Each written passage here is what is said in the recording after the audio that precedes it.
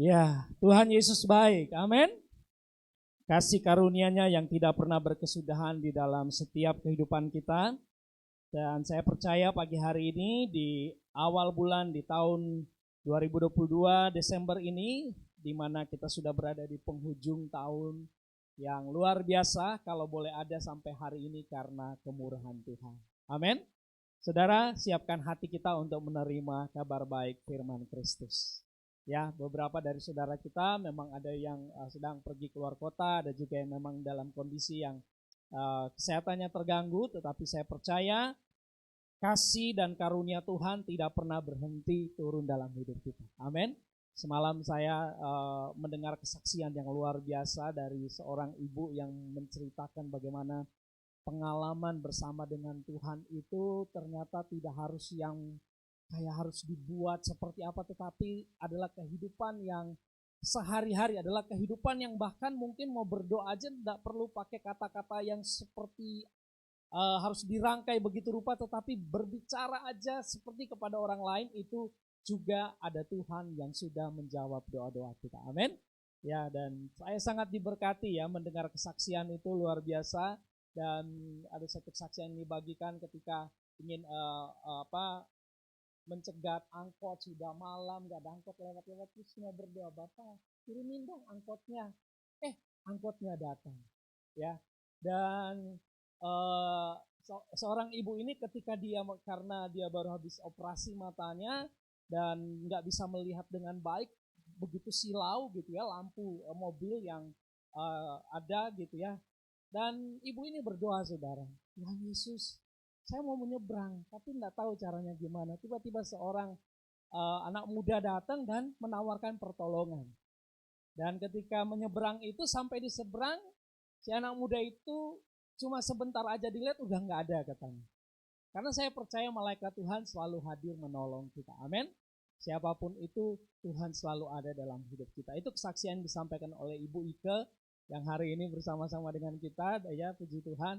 Saya sangat diberkati sekali saudara. Dan pagi hari ini saya ingin membagikan firman Kristus, yaitu dihidupi oleh firman Kristus. Katakan bersama-sama, dihidupi oleh firman Kristus. Seringkali atau mungkin kita sendiri sering menyerah dalam perjalanan iman kita gitu ya.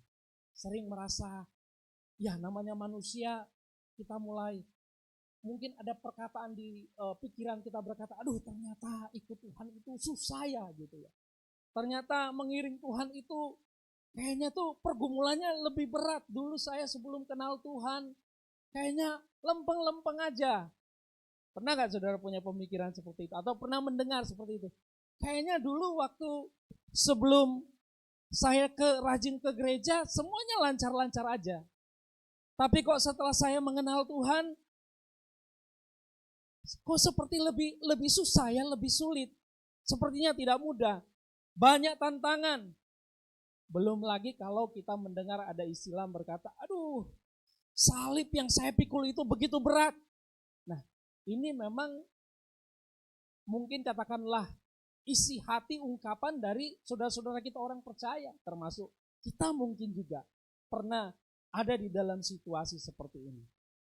Nah kesulitan ini, kenapa bisa kita merasa begitu sulit?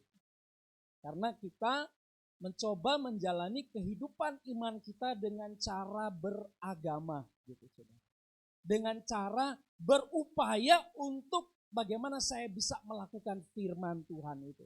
Bagaimana saya berupaya untuk mengikuti sederetan aturan yang tidak boleh dilanggar.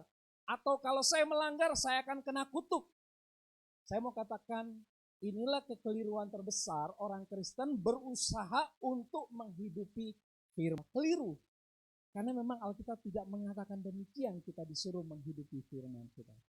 Kalau saudara disuruh menghidupi firman, saudara akan banyak kata-kata tadi yang mungkin terpikir keluar dari pikiran kita, dari mulut kita. Aduh, jadi orang Kristen itu sulit, susah.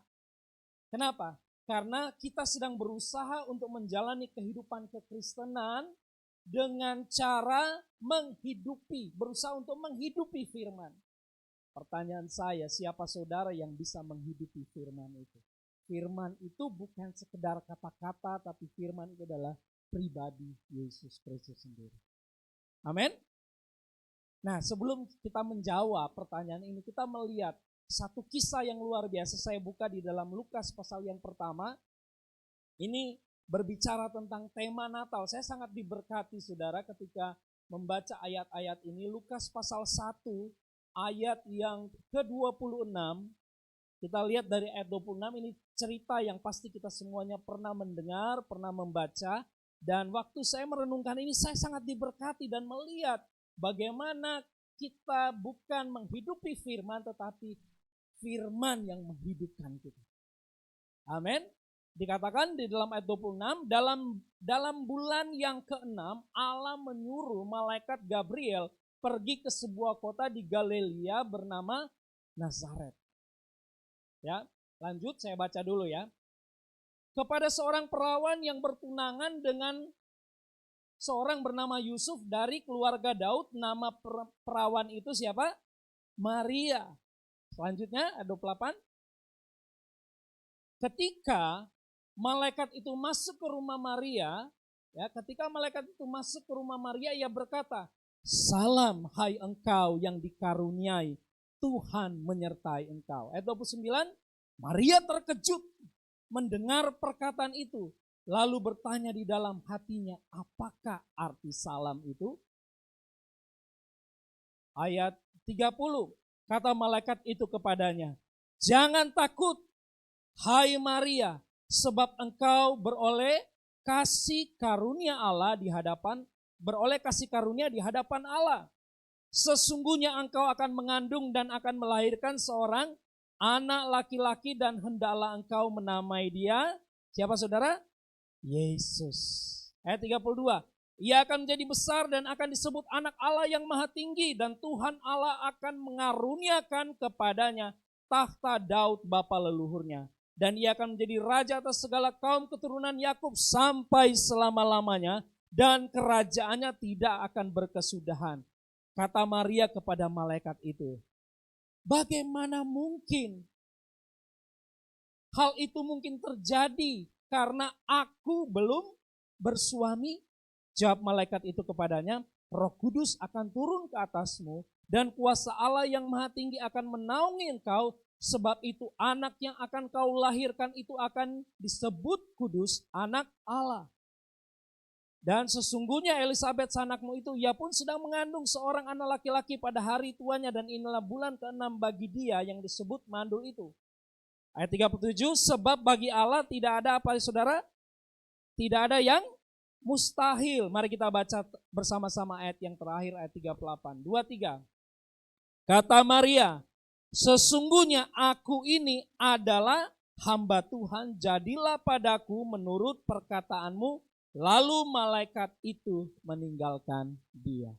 Sekali lagi saya baca, "Sesungguhnya aku ini adalah hamba Tuhan." Ini kata Maria. Dan kalimat yang sangat memberkati saya, dia berkata, "Jadilah padaku menurut perkataanmu." Perkataan siapa ini? Perkataan malaikat, perkataan Tuhan melalui seorang malaikat. Seorang utusan Tuhan kepada Maria. Peristiwa Natal diawali dengan firman yang datang, saudara. Katakan firman yang datang.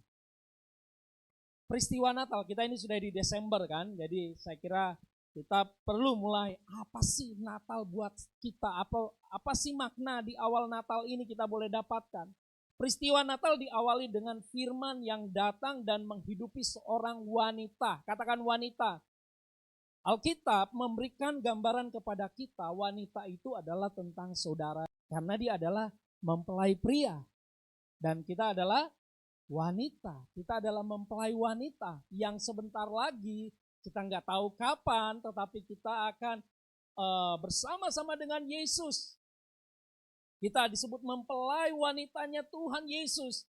Nah, di sini kita melihat firman datang kepada seorang wanita, ya. Dan kehidupan wanita ini, yaitu Maria, semuanya memberikan gambaran rohani bagaimana Tuhan bekerja hari ini dalam gerejanya. Amin. Ya. Bagaimana seorang wanita di sini melihat Tuhan bekerja di dalam kehidupannya. Firman datang kepada seorang wanita. Tadi saya sudah jelaskan, wanita itu gambaran dari saya dan saudara, yaitu gereja. Dan datangnya pada bulan ke-6. Ya, angka 6 dalam Alkitab juga menyiratkan tentang kehidupan manusia itu sendiri. Memang Tuhan yang datang kepada manusia. Ya, manusia itu adalah digambarkan dalam tipologi Alkitab adalah manusia, angka 6. Seorang perawan. Ini saya coba untuk memberikan beberapa poin tentang apa yang terjadi dalam kehidupan Maria. Seorang perawan ini berbicara tentang kondisi dari kesediaan hati untuk menerima yang baru dari Tuhan. Seorang perawan. Kalau di dalam konteks mau menikah, seorang perawan itu sesuatu yang murni, saudara. Sesuatu yang memang layak untuk didapatkan oleh seorang pria. Kira-kira seperti itu. Wanita perawan di sini berbicara tentang wadah yang siap, gitu ya. Yang kosong siap untuk diisi. Atau sesuatu yang akan, di mana Tuhan sendiri yang melakukan sesuatu dalam kehidupannya. Dan saudara perhatikan dalam pembacaan kita, dikatakan di dalam ayat 28, salam hai engkau yang dikaruniai Tuhan. Jangan takut, ayat 30, sebab engkau beroleh apa? Kasih karunia di hadapan Allah. Saudara, saya melihat di sini, kalau kita mau mengerti tentang bagaimana firman yang hidup di dalam kita mesti melihat bahwa pertama, firman itu datang. Katakan Tuhan, firman itu datang. Dia yang datang, bukan saudara yang pergi. Bukan saudara yang mencari Tuhan, tidak. Tapi dia yang datang kepada wanita, yaitu gerejanya. Gereja yang bagaimana? Gereja yang polos, yang mau menerima apa adanya, saudara. Itu gambaran seorang perawan, seorang wanita. Dia mau menerima apa adanya, dia siap. Dan di situ dikatakan, jangan takut, ayat 30, sebab engkau beroleh kasih karunia di hadapan Allah. Ketika Tuhan mau menyelamatkan saudara, ketika Tuhan datang dan menjumpai kita, itu karena kita beroleh kasih karunia dari Tuhan. Amin. Karena kasih karunia Tuhanlah kita bisa menikmati kebaikan Tuhan hari ini. Tuhan yang memulai perkenanan kasih karunia bagi Maria. Tuhan yang memulai. Bukan Maria yang menunjukkan, nih saya ini layak untuk menjadi seorang ibu dari Yesus. Tidak, tetapi Tuhan yang melihat, Tuhan yang memilih dia, dan dia dikatakan mendapat kasih karunia. Dan apa yang terjadi? Dikatakan benih Kristus akan lahir dan tumbuh dalam kehidupan Maria secara natural, secara alami akan lahir dari kehidupan Maria. Saudara, ketika saudara membayangkan ini bagaimana caranya Tuhan yang adalah rohani, ilahi, bisa menjadi manusia. Dan ternyata dia menggunakan manusia juga, yaitu seorang Maria. Ya. Ketika kita melihat ini, Maria penuh dengan tanda tanya. Bagaimana caranya? Kata Maria di ayat 34, how come? Bagaimana mungkin? Maria berkata, enggak mungkin cara ini bisa terjadi. Bagaimana saya bisa mengandung tanpa bersuami? Tetapi itulah cara Tuhan yang luar biasa, di mana hari ini pun mungkin saudara bertanya, gimana caranya Tuhan hidup di dalam saya? Gimana caranya Pak Pendeta mengatakan Tuhan tinggal di dalam saya? Sama dengan pertanyaan Maria. How come? Bagaimana caranya Tuhan bisa lahir, Yesus bisa lahir dalam hidup saya tanpa hubungan? Bagaimana caranya seorang bayi bisa lahir dalam kandungan saya tanpa ada hubungan suami istri? Gak mungkin. Emang Tuhan bisa bersemayam, diam di dalam hidup kita? Kayaknya gak mungkin. Tetapi Alkitab berkata, malaikat berkata, bagi Allah tidak ada yang mustahil. Amin saudara, katakan bagi Allah tidak ada yang mustahil. Sebagai manusia kita bertanya, mungkin merasa ragu, merasa bimbang.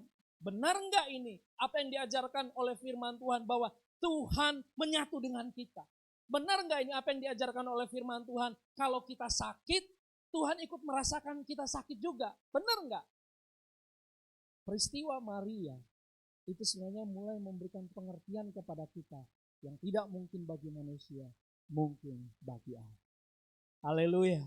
semakin clear buat saya, semakin jelas buat saya hari ini kalau saya mempercayai bahwa sungguh Tuhan itu tinggal di dalam saya. Karena bagi dia tidak ada yang mustahil. Nah, kalimat berikutnya Maria langsung merespon. Jadilah padaku menurut perkataanmu itu. Jadilah padaku menurut perkataanmu itu. Inilah semacam satu rahasia, satu kunci untuk kita bisa mengalami dan melihat bahwa firman Tuhan Kristus itu bisa hidup di dalam kita. Kita berkata, Tuhan, jadilah padaku menurut kehendak-Mu. Sekarang saya mau bertanya, saudara jawab di pikiran saudara. Kira-kira apa sih kehendak Tuhan dalam hidup saudara? Apakah dia berencana berkehendak untuk menghancurkan kita? Halo? Tidak. Tidak ada, saudara. Jangan pernah ada yang di antara kita berpikir, ini memang mungkin Tuhan lagi izinkan saya mengalami hal buruk seperti ini. Saya mengalami kegagalan, saya mengalami dan sebagainya, sakit penyakit. Tidak ada. Perkataan Maria memberikan pengertian bahwa semua yang Tuhan lakukan dalam kehidupan Maria itu sesuatu yang luar biasa.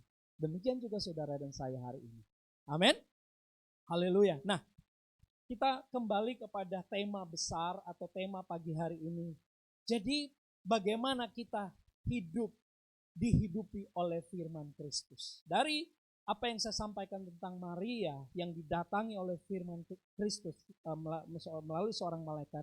Di situ kita mulai melihat, memang secara manusia nggak mungkin. Tetapi secara rohani itulah pekerjaan Tuhan dalam hidup kita. Dan saya merasakan dan saya mengalami bahwa sejak saya mengatakan di dalam pikiran saya, di dalam jiwa saya, hati saya bahwa firman Kristus hidup di dalam saya. Dan itu membuat saya menjadi kuat. Itu membuat kita bisa penuh pengharapan dalam menghadapi apapun. Jadi dihidupi oleh firman Kristus, saudara boleh berusaha untuk mengingat atau mencatat yang pertama, artinya bagi kita hari ini.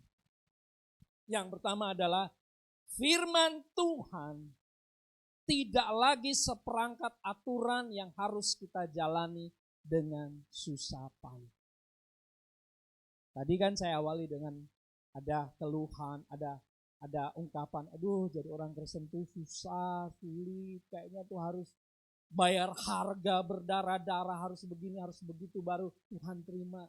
Itu pikiran kita karena kita mengasosiasikan bahwa kehidupan Kristen itu kehidupan beragama saja. Saudara bisa membedakan artinya kehidupan beragama. Kehidupan beragama adalah kita mencoba memasukkan kehidupan kita dalam sebuah aturan. Dalam sebuah, katakanlah sebuah aturan hukum yang berlaku. Dan ketika kita melanggar hukum itu, maka kita akan mengalami sesuatu yang buruk. Dan memang betul, di dunia ini ada hukumnya. Kita tidak bisa mengatakan bahwa kita tidak hidup tanpa hukum. Kita membutuhkan hukum. Tapi ketika kita berbicara hal rohani di dalam Tuhan, Tuhan mau kita keluar dari yang namanya kita mengerjakan, melayani, atau melakukan sesuatu bukan karena takut. Karena implikasi dari dimana kita melakukan seperti beragama itu karena didorong oleh rasa takut. Takut gak masuk surga, takut nanti gak diberkati, takut nanti mengalami kesialan. Semuanya didorong oleh rasa takut, akhirnya rajin ke gereja. Tapi tidak demikian cara Tuhan untuk membuat kita mengerti bahwa Tuhan mau kita melakukan firman Tuhan secara natural, karena ini sepertinya sesuatu yang abstrak gitu ya, sesuatu yang nggak nyata. Gimana nih Pak? Mau mengartikan bagaimana Tuhan yang melakukan firman di dalam kita, kan sesuatu yang kayaknya agak sulit. Tetapi melalui kehidupan Maria saya bisa belajar bahwa ketika Maria bisa menjalani semua proses, saudara tahu ketika Maria mendengar kabar itu, apakah dia perjalanan hidupnya lempeng-lempeng aja, artinya tidak ada masalah? Dia langsung ada secara manusia. Secara manusia ada perasaan takut juga. Makanya malaikat berkata, jangan takut Maria. Karena Tuhan tahu. Dia akan menghadapi ocehan, omongan, loh. Kok belum menikah sudah hamil? Itu kan satu tantangan berat buat dia. Tetapi kalau kita melihat di balik itu bahwa dia bisa menjalani itu. Karena proses tadi sudah terjadi. ada firman, ada benih Kristus yang sudah menghidupi kehidupan. Amin. Saudara, di dunia ini tidak akan Tuhan nggak pernah berjanji kalau kamu jadi orang Kristen, nggak ada masalah loh. Semuanya oke. Nggak ada yang akan ngomongin kamu, nggak ada yang akan benci kamu, nggak ada yang akan ngecewain kamu. Nah begitu saudara, Alkitab tidak mengatakan demikian. Tetapi yang Alkitab ajarkan kepada kita bahwa Tuhan yang akan memberikan kemampuan kepada kita. Amin. Inilah yang dialami oleh Maria. Inilah yang saya mau katakan di poin yang pertama. Firman Tuhan tidak lagi menjadi seperangkat aturan yang kita jalani dengan susah payah. Tetapi menjadi gaya hidup yang keluar secara natural dengan sendirinya tanpa saudara berupaya. Kok saya bisa ya? Kok saya bisa mau berdoa? Bangun pagi saya mau berdoa. Berdoa kayak gimana? Nggak peduli kata-katanya harus seperti seorang pendeta. Tapi saudara ada kerinduan untuk berdoa. Ketika ada orang lain yang bersalah kepada saudara, kayaknya sulit untuk dimaafkan. Kok saudara bisa mengampuni orang itu? Dulunya nggak bisa, tadinya nggak bisa. Ada sesuatu masalah berat terjadi, kok saudara bisa lebih tenang, tidak terbawa emosi, tidak terpengaruh, tidak mengalami kegoncangan. Kenapa itu bisa terjadi? Itulah sebenarnya saudara sedang melakukan firman tanpa susah payah. Kenapa? Karena ada pribadi yang di dalam saudara yang sedang menjalaninya, yang melakukan untuk saudara. Amin? Oh nggak ada amin nih saudara, amin? Amin. Kenapa saya berani mengatakan demikian? Karena kita akan melihat beberapa hal penting di dalam firman Tuhan. Bahwa itu keluar secara natural. Karena Kristus yang melakukan dari dalam untuk kita. Itulah yang dimaksudkan dengan istilah sebenarnya kalau kita menggunakan istilah yang sering kita gunakan. Itulah perjanjian baru. Katakan perjanjian baru. Kalau ada perjanjian baru berarti sebelumnya ada perjanjian lama. Itu jangan saudara artikan kitab firman Alkitab ini ya dari mana? Dari Kejadian sampai Maleakhi itu perjanjian lama. Terus dari Matius sampai Wahyu itu perjanjian baru. Memang mungkin kita melihat secara seperti itu. Karena di perjanjian baru lebih banyak tentang kehidupan Yesus. Di perjanjian lama Yesusnya nggak ada. Kebenarannya Yesus bahkan ada sejak penciptaan saudara. Yesus sudah ada. Katakan Yesus sudah ada. Dia sudah ada. Dia yang menciptakan semuanya untuk kebaikan kita. Nah, yang dimaksudkan dengan perjanjian baru yaitu adalah apa yang Tuhan sediakan buat saudara hari ini yang tidak perlu bersusah payah untuk menjalani firman Tuhan. Kalau saudara tidak sempat melakukan, saudara akan tertuduh. Tidak lagi.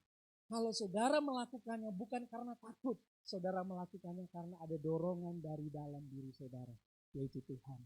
Dan kalaupun saudara belum bisa melakukannya, saudara nggak akan dituduh, saudara nggak akan dihakimi. Kenapa? Karena Tuhan yang memampukan saudara untuk menjalaninya. Mari kita lihat dulu ayatnya di Ibrani 8, ayat 8 sampai 12. Ini penjelasannya tentang perjanjian baru yang hari ini yang memampukan kita menjalani firman Tuhan tanpa susah payah. Dikatakan sebab ia menegur mereka ketika ia berkata, sesungguhnya akan datang waktunya demikianlah dengan kaum Yehuda. Karena ini konteksnya Ibrani, orang Kristen dari orang Yahudi yang menjadi percaya. Tetapi ini juga ditujukan kepada kita. Ayat 9, tadi perjanjian, coba saya ayat 8 dulu, ayat 8 lagi. Yaitu demikianlah firman Tuhan, aku akan mengadakan. Jadi ini belum terjadi, tetapi akan ada. Kapan itu terjadi? Yaitu setelah Yesus atau dengan adanya Yesus. Mengadakan perjanjian baru, berarti ada perjanjian lama antara Tuhan dengan Israel. Ayat 9, kita lihat. Bukan seperti perjanjian yang telah kuadakan dengan nenek moyang mereka. Siapa ini? Orang Israel. Perjanjian antara Allah dengan orang Israel adalah perjanjian lama atau perjanjian yang berdasarkan hukum-hukum tertulis. Hukum apa saudara? Tertulis. Ya. Pada waktu aku memegang tangan mereka untuk membawa mereka keluar dari tanah Mesir, sebab mereka tidak setia kepada perjanjianku dan aku menolak mereka, demikianlah firman Tuhan. Firman Tuhan ini memberikan bukti bahwa ketika orang Israel mencoba menjalani kehidupan mereka dengan menghidupi peraturan itu dari kekuatan mereka, mereka gagal. Mereka nggak bisa. Mereka dikatakan tidak setia. Inilah kondisi kalau kita mencoba atau berusaha mencoba menjalani kehidupan ini, mencoba melakukan firman, menghidupi firman itu. Tidak, kita tidak bisa. Ayat 10,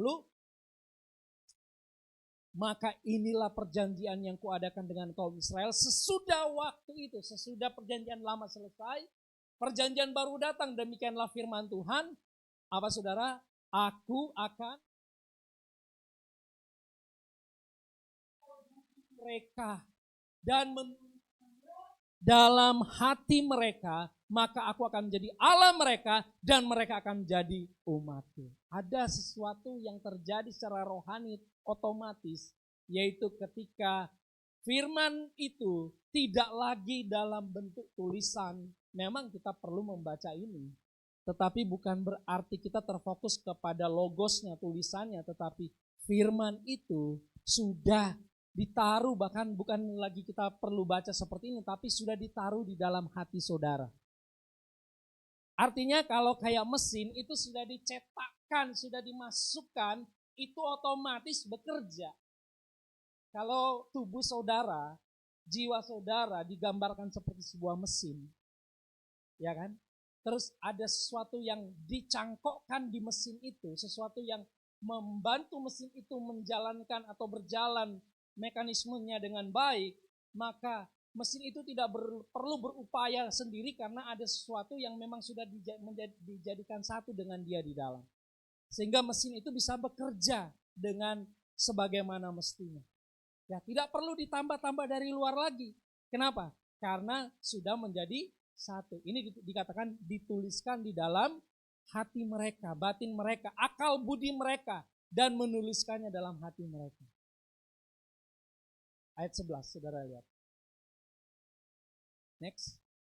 Dan mereka tidak akan mengajar lagi sesama warganya atau sesama saudaranya dengan mengatakan, ayo kenalah Tuhan, ayo lakukan ini, ayo kamu harus begini, ayo kamu harus begitu, kalau enggak Tuhan enggak akan mengasihi kamu.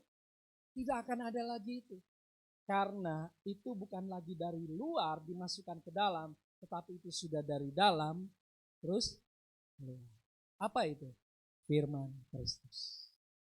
Karena firman Kristus sekarang menghidupi kehidupan kita. Kita memang masih dua natur. Natur jasmani, manusia. Apa tanda kita masih manusia, natur jasmani kita? Masih bisa takut enggak? Masih bisa khawatir enggak Bapak Ibu?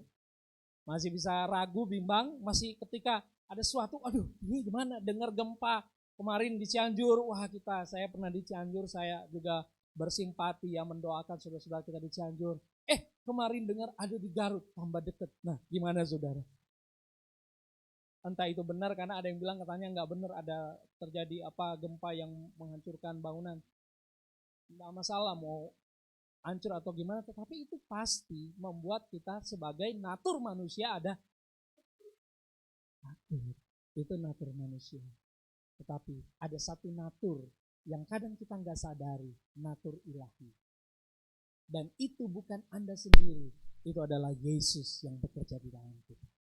Itu yang membuat Anda tidak takut mendengar kabar perang, mendengar segala macam keadaan apapun, itu yang membuat kita tetap tenang di dalam Tuhan.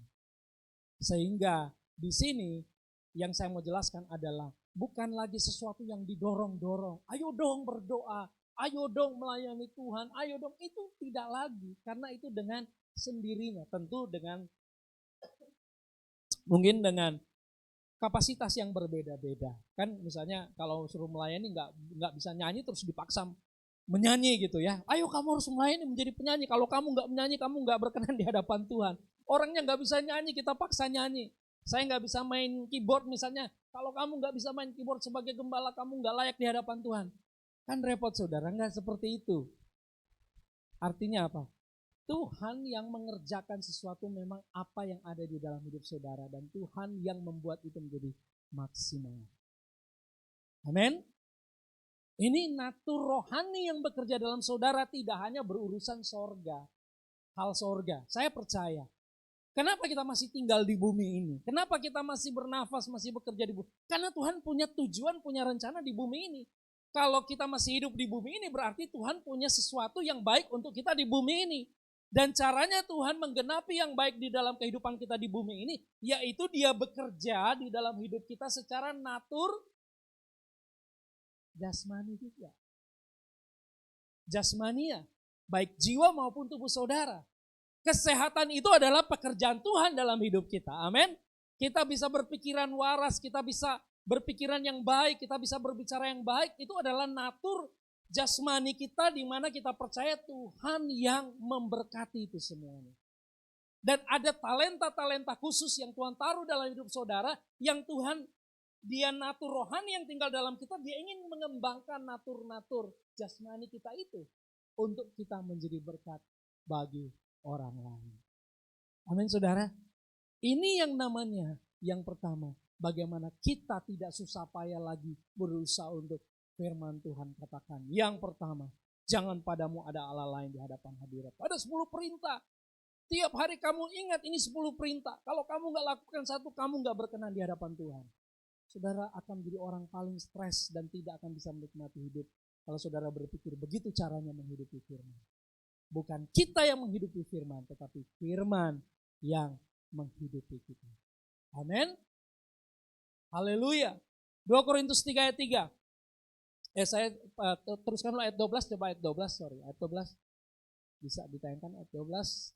Sebab aku menaruh belas kasihan terhadap kesalahan mereka dan tidak lagi mengingat dosa-dosa mereka. Satu paket perjanjian baru, selain daripada bahwa Tuhan yang sudah menaruh hukum itu bukan lagi secara tertulis di loh batu yang berbicara tentang intimidasi, penghakiman, penghukuman, tuntutan, tapi sudah taruh di dalam hati. Dan bukan untuk menghakimi saudara. Ada orang berpikir, wah ini tuh Tuhan taruh dalam hati supaya apa? Kita selalu ingat, kalau kita salah nanti kita dihukum. Bukan begitu saudara. Tuhan bukan intimidator, bukan seorang yang mencari-cari kesalahan kita. Jelas-jelas kok, Dia tidak mengingat. Haleluya, beri tepuk tangan buat Tuhan kita Yesus Kristus. Dia tidak mengingat. Saya tidak sedang mengatakan bahwa silakan berbuat dosa, bukan itu poinnya. Tetapi siapapun saudara, pasti iblis selalu berusaha datang untuk mengatakan ini itu mengintimidasi kita dan membuat kita tidak bisa melakukan yang terbaik. Karena kita merasa kita nggak berkenan. Tetapi perjanjian baru membuat kita tidak susah payah melakukan firman dan Dia tidak lagi mengingat dosa-dosa saudara. Dia sudah mengampuni. Kalau manusia masih bisa ingat kan kesalahan orang ya. Kalau Tuhan, Dia erase, Dia lupakan, Dia. Kenapa Dia bisa lakukan itu? Subjek yang lain lagi, tapi intinya ini benar-benar adalah firman yang menghidupi kita. Yang kedua, firman Kristus yang menghidupi saudara atau dihidupi oleh firman, akan ada kesadaran akan kehadiran Kristus yang konstan dan konsisten. Katakan yang terus menerus. Ya, bahasa konsistennya terus menerus, konstan, gak berubah.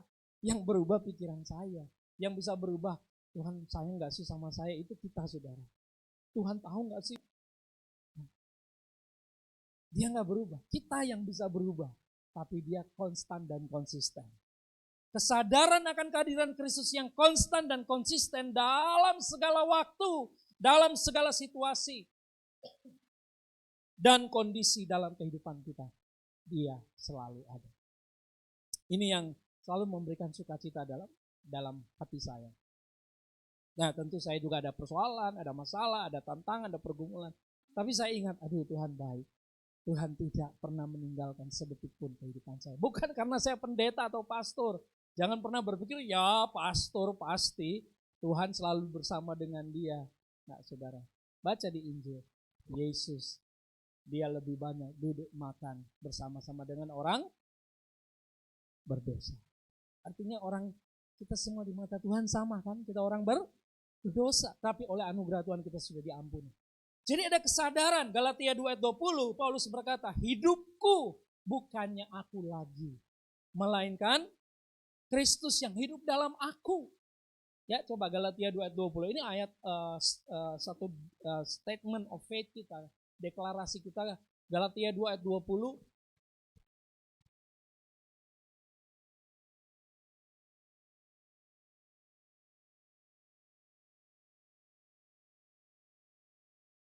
Namun aku hidup. Kita ini masih natur hidup di dunia ini. Tetapi bukan lagi aku sendiri yang hidup, melainkan siapa?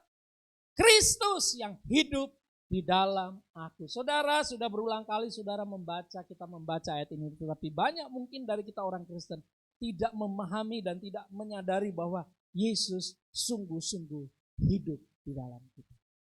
Real saudara. Bukan retorika, bukan buat khotbah enak didengar, bukan.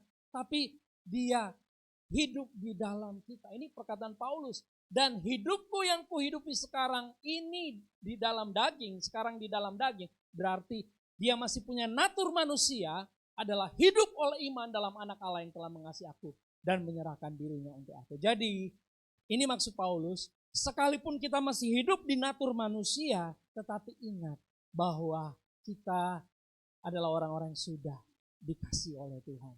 Kita boleh gagal, kita boleh salah, tapi Tuhan tidak tinggalkan. Karena kita hidup oleh iman, katakan oleh iman.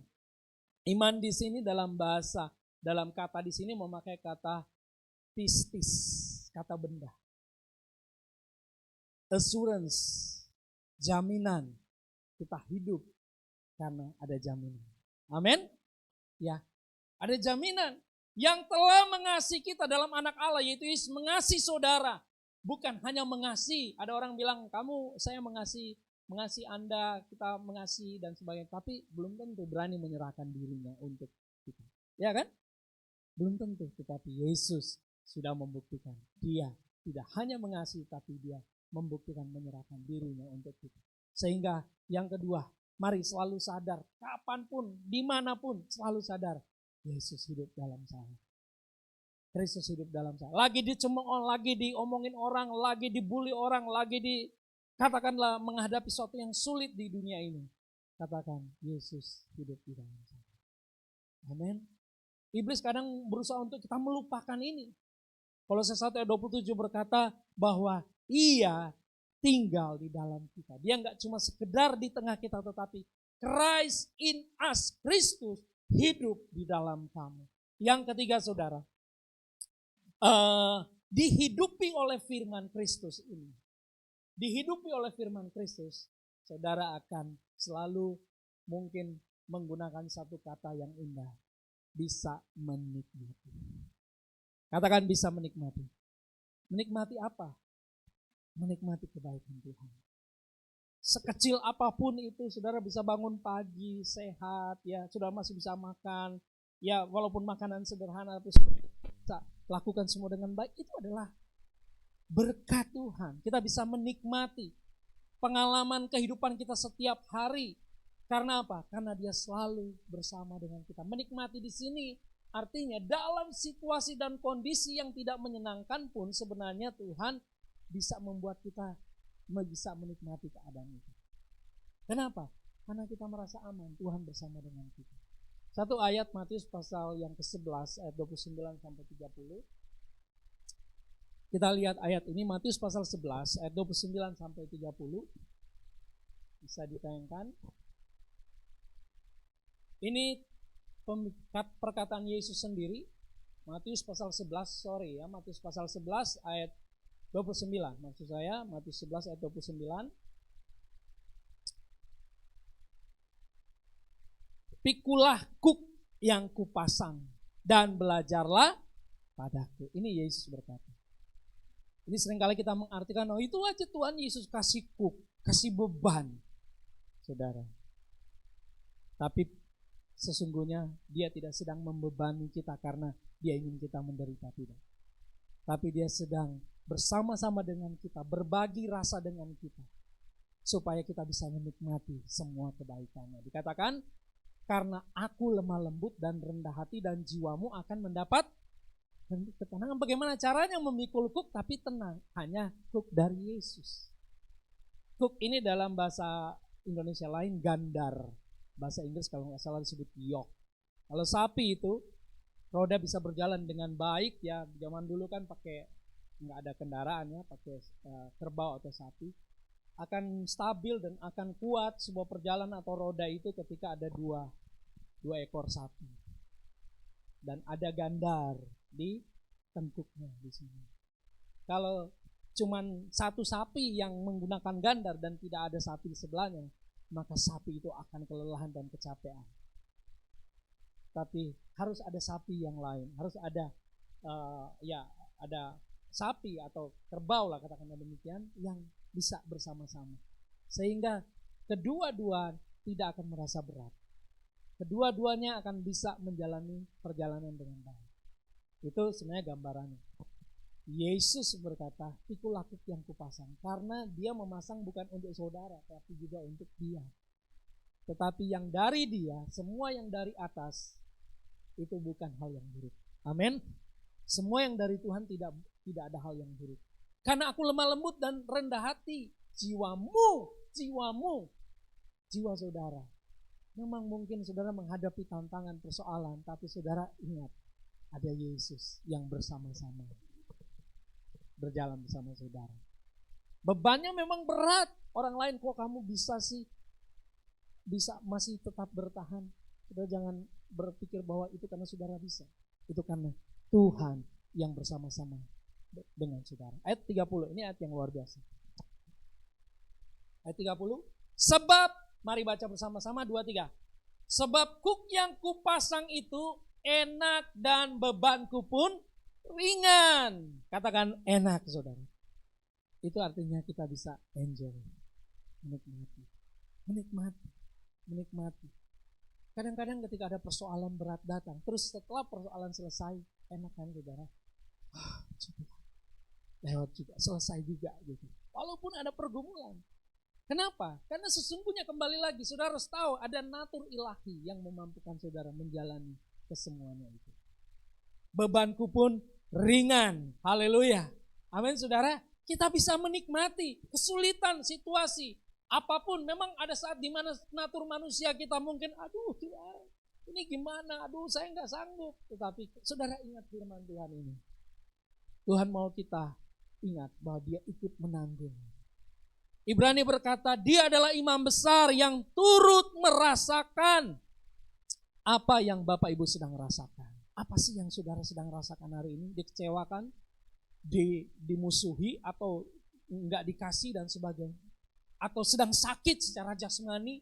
Saya selalu mengatakan ini karena dalam 2 tahun terakhir ini kita sangat sensitif mendengar kata sakit. Ya kan? Sakit sedikit, aduh, jangan-jangan dan sebagainya. Tetapi saya bersyukur ketika bahkan saya menghadapi masa kelam ketika COVID Delta itu, saya percaya bahwa Yesus saya, imam besar saya, ikut merasakan apa yang saya rasakan. Dan ketika dia tahu apa yang saya sedang rasakan, dia nggak tinggal diam. Yo kita mau lihat sampai di mana nih kuatnya nih. Iya kan? Kalau manusia kan sampai di mana kuatnya. Saya percaya Tuhan tidak begitu. Setelah menebus engkau. Ketika saya mendengar itu, yes, thank you Jesus, amin. Makanya kesaksian saya katakan, saya diselamatkan oleh Tuhan. Tuhan menyelamatkan hidup saya. Kita semua diselamatkan karena tidak ada rancangan yang buruk. Haleluya. Ketika firman Kristus menghidupi kita, firman Kristus menjadi sesuatu yang luar biasa, saudara. Ya, tadi saya sempat bertanya, apa sih kehendak Tuhan? Apa sih kemauan Tuhan dalam kehidupan kita? Yaitu dia mau kehendaknya digenapi dalam hidup kita. Dia mau kehendaknya digenapi dalam kehidupan kita. Kalau misalkan saya dengan Bro Sandi, saya dan Bro Sandi ini berteman, saling kenal. Iya kan? Saya dan Bro Sandi saling kenal. Pikiran Bro Sandi dengan saya sama enggak? Belum tentu sama. Maunya Bro Sandi sama saya bisa sama enggak? Bisa sama tapi mungkin banyak bedanya. Ya kan? Seperti itu. Secara manusia kita. Kadang-kadang kita berpikir, apakah kehendak Tuhan, maunya Tuhan sama dengan maunya saya? Alkitab mengatakan tidak sama. Pikiranku dan pikiranmu seperti tingginya langit dari bumi. Jauh sekali. Namun pertanyaannya, setingginya itu kita nggak sama, isinya apa sih? Isinya apa? Sampai Tuhan bilang jauh beda banget. Nah, kalau jauh beda, oke, semua sebeda apa, setinggi apa, seluar biasa nggak sama. Terus isinya apa yang nggak sama? Saudara, ini kabar baik. Kalau saya manusia, tentu saya punya keinginan baik dan tidak baik. Tetapi keinginan saya tidak sempurna. Amin. Tapi kalau Tuhan punya kehendak untuk saudara, punya tujuan untuk saudara, punya rencana untuk saudara, itu pasti sempurna. Amin. Keluarga saudara, bisnis saudara, anak-anak saudara. Kadang-kadang kita masih melihat, aduh, gimana ini anak saya? Aduh, gimana ya? Anak saya bisa nggak nanti 10 tahun akan datang masih bisa ini dan sebagainya. Dapat nggak pekerjaan aku dan sebagainya. Itu pikiran kita, saudara. Bahkan terbatas, tapi kehendak Tuhan tidak terbatas dan pasti sempurna. Haleluya, amin. Nah, di mana ayatnya kita mau cari bahwa Tuhan punya kehendak yang sempurna untuk kita? Sekarang kita punya pertanyaan kan? Tuhan, seperti Maria berkata, jadilah padaku menurut perkataanmu, perkataan Tuhan. Apa sih isi perkataan Tuhan? Kita harus kembali. Pertama kali Tuhan berfirman di bumi, di cakrawala, di semesta ini isinya apa? Itu sebenarnya yang menjadi rujukan kita waktu Tuhan menciptakan manusia pertama. Kalau kita mau bertanya, apa kehendak Tuhan untuk kehidupan manusia, untuk kehidupan saya? Kita tidak perlu cari-cari di tempat lain. Cari aja di Alkitab. Karena di situ kita akan temukan sebenarnya inti dari tujuan Tuhan bagi kita, kehendaknya. Mari kita lihat sebagai ayat-ayat terakhir, saudara. Kejadian 1 ayat 26 sampai 28. Saya sangat diberkati dan saya bilang Tuhan tuh luar biasa. Jangan lihat kondisi sekarang, tetapi percaya bahwa rencananya luar biasa. Kejadian 1 ayat 26. Saya kita buka bersama-sama. Ini ayat-ayat yang perlu menjadi rujukan dalam hidup kita kalau kita bertanya tentang kehidupan ini, saudara. Berfirmanlah Allah, baiklah kita menjadikan manusia menurut gambar dan rupa kita. Ini gak main-main loh, saudara. Tadi saya bertanya, saya umpamakan saya dengan Sandi. Walaupun kita mungkin sama-sama manusia, tetapi banyak perbedaan. Apalagi dalam cara berpikir, ya kan? Ya, muka mungkin boleh bilang, oh kamu mirip dengan ini, tetapi jauh sekali. Tapi saudara tahu kehendak Tuhan? Dia gak pernah membedakan kita. Dia mau kita sama dengan dia. Luar biasa gak? Baiklah kita menjadikan manusia menurut gambar dan rupa kita, supaya mereka berkuasa atas ikan-ikan di laut dan burung-burung di udara, di atas ternak, di atas seluruh bumi, dan atas segala binatang yang melata merayap di bumi. Tuhan mau kita sama dengan dia dalam hal apa? Dipercayakan melakukan sesuatu. Dipercayakan untuk mengontrol, mengelola apa yang ada di bumi ini. Luar biasa enggak? Itu kehendak Tuhan untuk kita. Artinya berarti enggak ada kehendak Tuhan yang buruk untuk kita. Sempurna. Ayat berikut 27. Maka Allah menciptakan manusia itu menurut, dia enggak cuma berpikir, berimajinasi, cuma sekedar ngomong, tapi dia melakukan. Jadi jangan saudara bertanya, Tuhan sudah melakukan yang baik enggak untuk saya? Tuhan sudah melakukan yang baik, bahkan sebelum saudara menyadari Tuhan sudah lakukan lebih awal. Amin. Menurut gambarnya, menurut gambar Allah diciptakannya dia, laki-laki dan perempuan. Saudara dan saya. Ayat 28, ini luar biasa. Allah memberkati mereka. Tuhan memberkati. Jadi pertanyaannya kembali bahwa apa sih kehendak Tuhan untuk saudara? Saudara bisa jawab sendiri dong, apa? Memberkati. Tuhan memberkati saudara? Amin. Kapan? Bahkan sebelum saudara tahu itu ada, Tuhan sudah memberkati kita. Lalu Allah berfirman kepada mereka, beranak cuculah, bertambah banyak, penuhilah bumi, taklukkanlah, berkuasa, ikan-ikan dan seterusnya. Saudara melihat di sini, Allah yang punya keinginan, Allah yang memikirkan, Allah yang merencanakan, Allah yang membuat, dan Allah yang memberkati mereka. Memberkati saya dan saudara. Itu firman yang hidup di dalam kita, itu membuat kita tidak pernah takut dalam hidup ini. Dia menciptakan memberkati, dan diberi kepercayaan. Dan yang terakhir saudara, yang kelima, Roma 10 ayat 17, ini ayat yang sudah kita hafal bersama-sama sebelum kita menerima perjamuan Tuhan. Roma 10 ayat 17 berkata, iman timbul dari pendengaran, dan pendengaran akan firman Kristus. Iman timbul dari pendengaran, dan pendengaran akan firman Kristus. Kenapa hari Minggu kita perlu bersekutu? Kenapa hari Minggu kita perlu mendengar firman? Karena yang kita dengar bukan sekedar kata-kata manusia, tetapi perkataan Tuhan. Firman Kristus itu sendiri.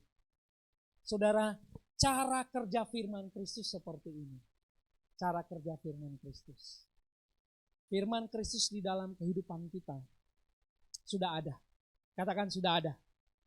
Kenapa? Karena dia sendiri sudah hidup di dalam kita, bukan? Dia tidak jauh di sana gitu ya, tidak.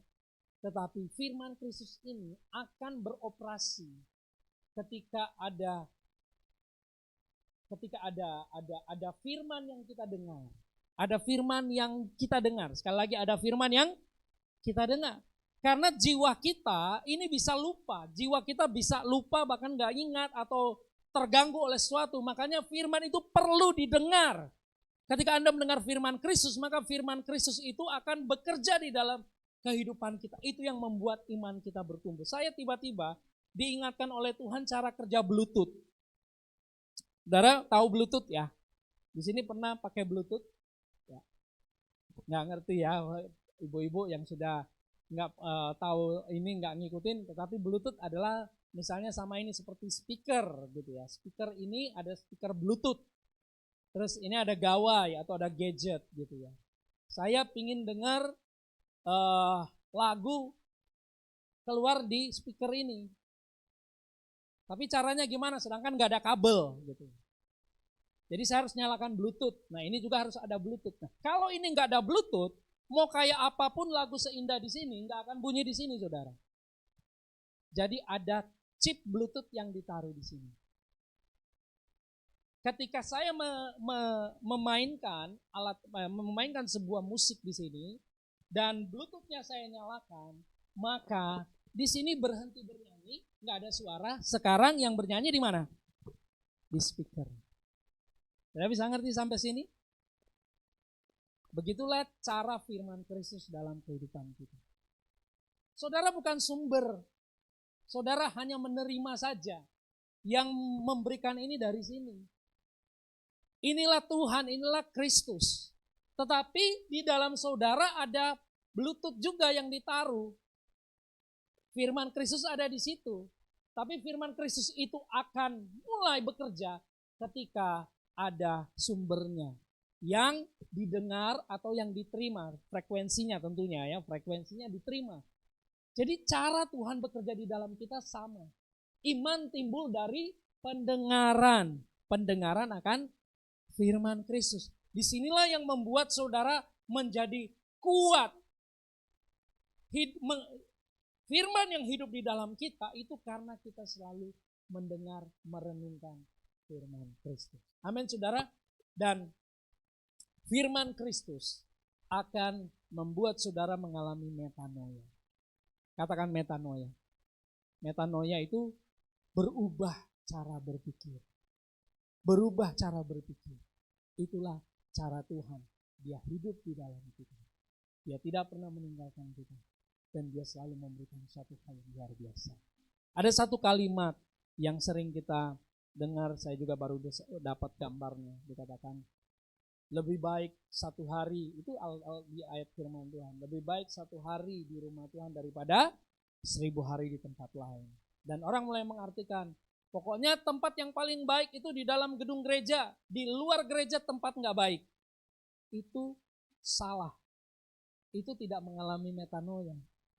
Itu tidak mengalami firman Kristus. Kalau saudara dihidupi oleh firman Kristus, saudara nggak akan berpikir seperti itu. Tetapi saudara akan tahu, dimanapun saudara hidup dan berada, itu adalah tempat yang terbaik. Karena Kristus bersama-sama dengan saudara. Amin. Katakan Kristus bersama-sama dengan saya. Kalau Kristus bersama-sama dengan saudara, waktu Anda berada di tempat kerja, di toko, di kantor, di jalan, saudara akan merasa aman. Kenapa? Karena saudara tahu Kristus hadir juga di situ. Tidak menunggu hari Minggu jam 10 pagi di gereja ini baru saudara merasakan Kristus. Kristus itu hidup dan selalu ada dalam hidup kita. Haleluya, beri tepuk tangan bagi Tuhan Yesus. Segala kemuliaan hanya bagi Tuhan. Saya undang para pemuji, pemusik. Kita siapkan hati. Mohon maaf mungkin agak sedikit lama, tapi biarlah firman Kristus ini boleh menjadi berkat untuk kita semuanya.